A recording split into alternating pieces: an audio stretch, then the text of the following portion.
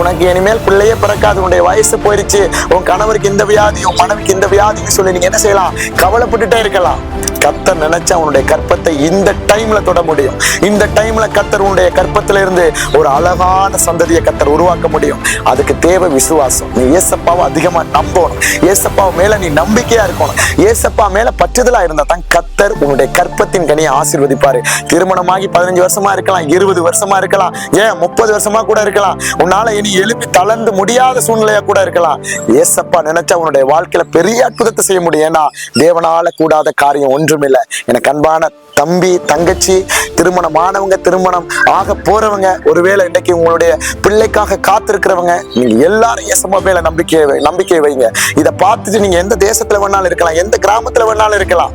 ஒரு கொஞ்சம் விசுவாசம் இருந்தா போதும். ஒரு கொஞ்சம், ஏசப்பா எனக்காக எல்லாவற்றையும் செய்து முடிப்பாரு. ஏசப்பா என்னுடைய கற்பத்தை ஆசீர்வதிப்பாரு. ஏசப்பா என்னுடைய